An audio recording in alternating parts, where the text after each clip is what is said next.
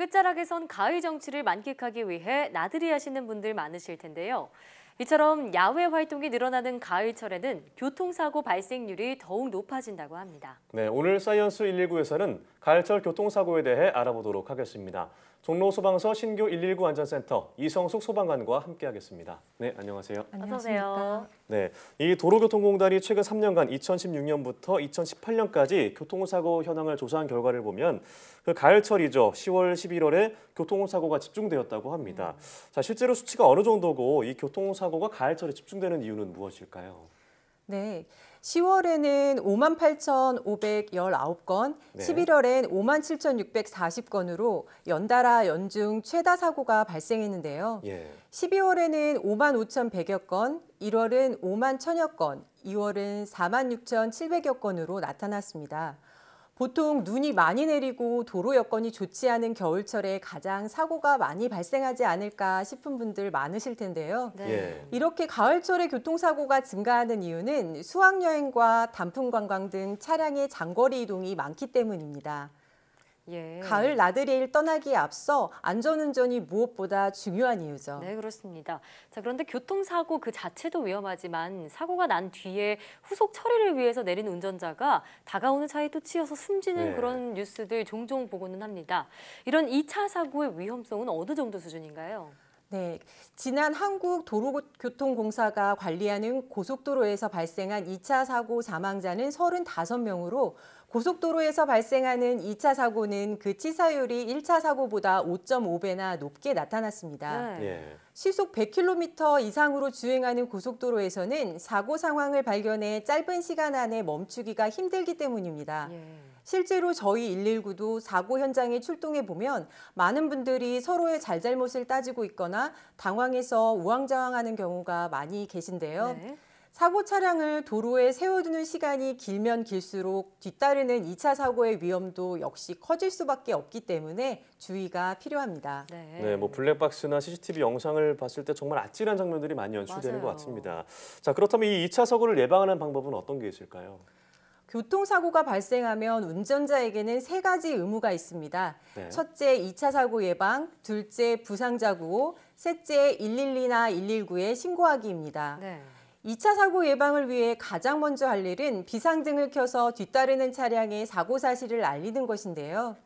차량의 보닛이나 트렁크를 열어 사고 사실을 알릴 수도 있습니다. 안전 삼각대는 주간에는 사고 지점 후방 100m 지점에, 야간에는 200m 후방에 설치합니다. 또 고속도로의 경우 사고 차량을 갓길로 이동시킨 후 운전자를 포함한 탑승객들은 도로 밖에서 안전지대에 지원 차량이나 구급차를 기다리셔야 합니다. 네, 그런가 하면 자동차 화재도 1년에 5,000건 가까이 발생한다고 하는데요. BMW 대규모 리콜 사태가 생각이 나기도 하고요. 달리던 차량에서 갑자기 불이 나면 어떻게 대처해야 할까요? 네, 차에 불이 난 것을 알았을 경우 비상등을 켜고 안전한 곳으로 이동해 정차하셔야 합니다. 주변에 소화기나 차량용 소화기가 있다면 초기 소화를 시도해 볼 수 있는데요. 차량 외부의 분사에서는 큰 효과를 기대하기 어렵고 불이 난 곳에 직접 분사하셔야 합니다. 보통 엔진룸에 불이 나는 경우가 많은데 갑자기 보닛을 열게 될 경우 불이 더 커질 수 있습니다. 이런 경우엔 장갑이나 수건 등으로 손을 보호한 후 보닛을 잠금 장치만 해제하고 살짝 들어 올려 벌어진 틈으로 소화액을 주입하는 것이 좋습니다. 물론 가장 중요한 것은 빨리 119에 신고하는 것이죠. 자, 사람에 대한 교통사고도 있지만 사실 이 야생동물이 출몰했을 때 발생하는 로드킬 사고도 적지 않은 것 같습니다. 실제 어떤 사례가 있었고 이때는 어떻게 대처를 해야 될까요? 네, 외곽의 한적한 국도 등을 이용하실 때 특히 주의하셔야 하는데요. 저도 북악 스카이웨이 길에서 길고양이를 피해 운전자가 핸들을 급히 꺾어 가드레일을 들이받는 사고에 출동한 적이 있습니다.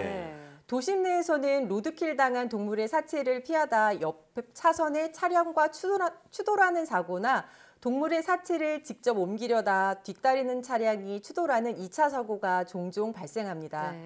로드킬을 대처하는 방법으로는 야생동물 출몰 지역 주의 구간이 있는 표지판을 발견하게 되면 속도를 줄이고 주의해서 운행하시는 게 중요하고요.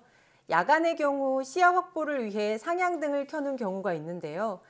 고라니 같은 동물들은 강한 빛과 마주하게 되면 순간적으로 얼어붙듯이 동작을 멈추게 돼 추돌의 위험을 높이게 됩니다. 네. 주행 중 야생동물을 발견하시면 경적을 울려 쫓아내는 게 좋겠고 충돌을 피할 수 없을 경우엔 갑작스럽게 핸들을 조작하지 마시고 속도를 줄이는 것이 2차 사고를 예방하는 지름길이 되겠습니다. 네.